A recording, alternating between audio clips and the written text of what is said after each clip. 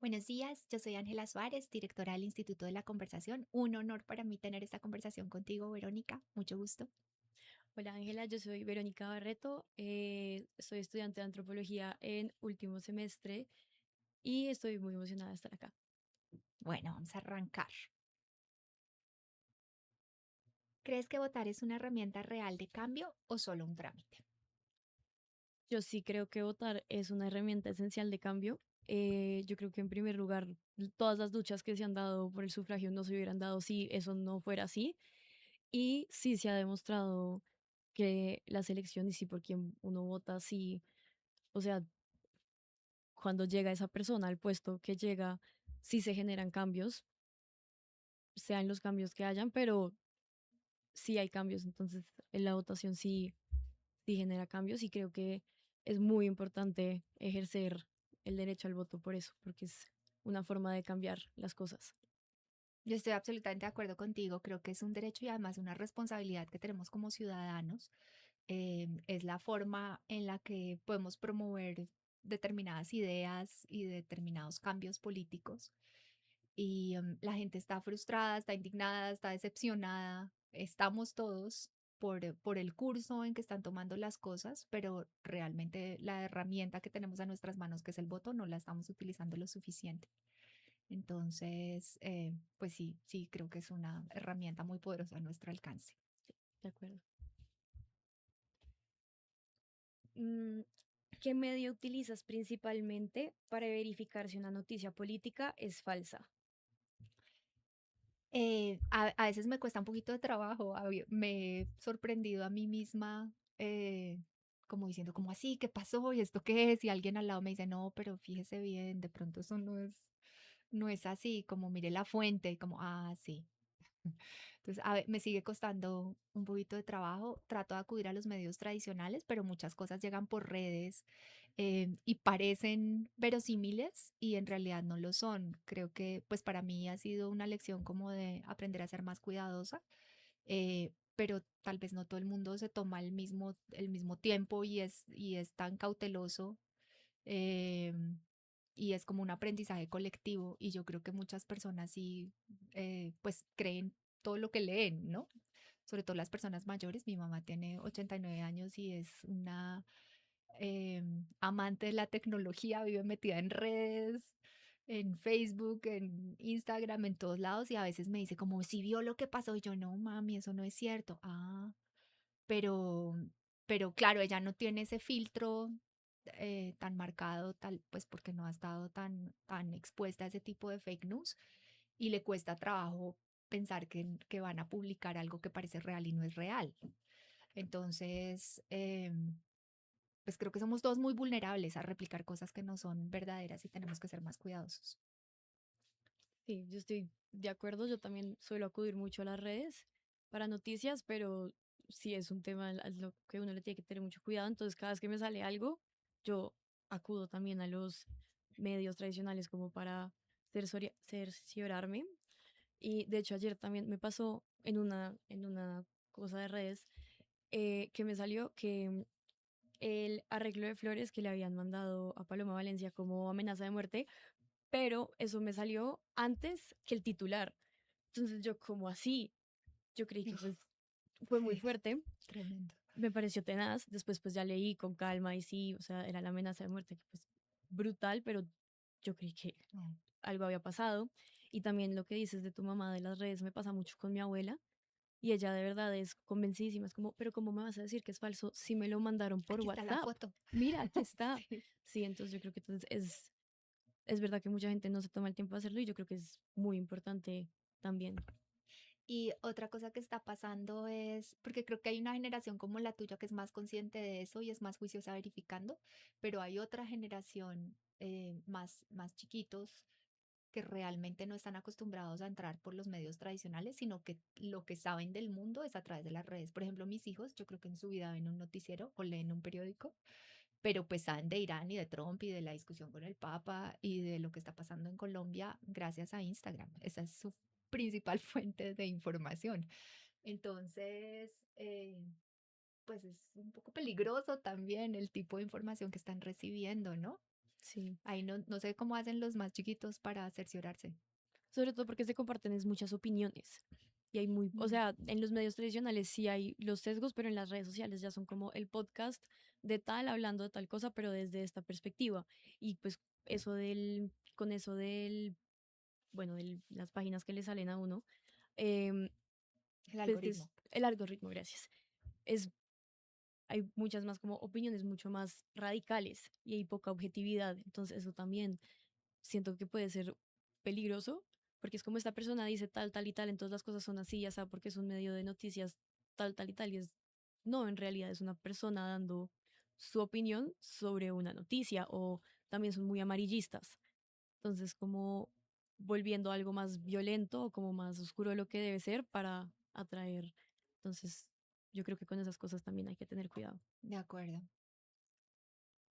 ¿Qué es lo más valiente que has hecho por otros en el último año? Empezar, mentira, En los últimos 12 meses. en los últimos 2 meses, 12. 12 desde el año pasado, pues tengo un ejemplo que puede ser como, lo único que se me viene a la cabeza, que puede ser como medio bobo, es, mm, digamos, en la calle, yo iba caminando sola y había un señor paseando un perro y, y me acuerdo que lo estaba tratando muy mal. Entonces yo me le para el frente al señor y dije como, yo sola, la calle sola, era un señor Mm, y yo, oiga, como cuidado con el perro, además era un paseador, como cuidado con el perro, lo está tratando muy feo, no le haga eso. Y yo me acuerdo que yo sentí mucho miedo porque pues era el claro. señor, yo era una niña ¿Y cómo sola. reaccionó? No, no me dijo nada, Ok. Pero ha podido pero, ser pero era, agresivo. sí, exacto, Sí. pero yo creo que por ese lado, creo que eso puede ser algo, no sé qué tan significante sea, No, sí, es muy pero valiente porque uno se siente muy expuesto. Y cuando son, yo he leído como investigaciones en espacios públicos de cosas que pasan con las que uno no está de acuerdo y uno es muy poco ujú. proclive a intervenir porque piensa que es labor de otro. Entonces, sí, muy valiente. Gracias. Yo creo que he aprendido cada vez más como a decir opiniones impopulares, sobre todo a la gente que quiero mucho, a mis hijos y a la gente cercana, como cuando no estoy de acuerdo. Esta mañana tuve una conversación difícil con mi hija en la que yo le decía, pues es tu vida, tú en últimas tomas la decisión que quieras, yo ya tengo muy poca injerencia en el rumbo que vas a tomar, eh, pero pues creo A, B y C, decide tú. Claro, se puso furiosa conmigo, pero bueno, Sí, yo creo que eso también, sobre todo, pues estando en época electoral, dar la opinión de uno puede ser bastante complejo en algunas partes. En mi casa, por ejemplo, somos muy separados en nuestras opiniones políticas. Entonces creo que también eso ha sido bastante valiente como en esta época, como no, yo creo que esto, hablar, tener esas conversaciones sin decir como no, no vamos a hablar de esto porque después peleamos. O no solo política, yo creo que hay muchas conversaciones que uno tiene que son, no, no hablemos de esto porque después peleamos, pero yo creo que son conversaciones que se tienen que tener. ese es un punto importantísimo. Yo tengo un grupo, un chat familiar, somos 25 primos, entonces hay un grupo de gente porque son los esposos, las esposas, las hijas, es un grupo de gente.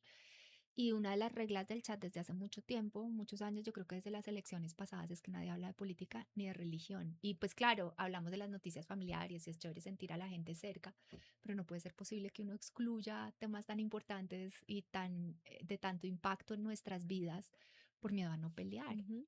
Y eso pasa cada vez más en las Sí, mesas de comida, en las reuniones familiares. Entonces no vamos a hablar de esto y esa no puede ser la solución. sí. Mm, ¿Sabías que muchas de las libertades que hoy das por sentadas, como el derecho a elegir tus gobernantes, a protestar pacíficamente o a recibir una educación autónoma, fueron palabras pendientes que otros jóvenes tuvieron que defender en el pasado? ¿Sientes que hoy disfrutamos de esos logros o todavía hay algo pendiente? Sí lo sabía, pero creo que cada vez somos menos conscientes y por eso justamente surgió esta iniciativa, como la necesidad de una mayor conciencia frente a la trayectoria que han tenido otras generaciones en temas de participación ciudadana. La idea con estas cabinas es que vamos a grabar la voz de los jóvenes durante un mes en la Universidad de los Andes, durante un mes en la Universidad Iberoamericana.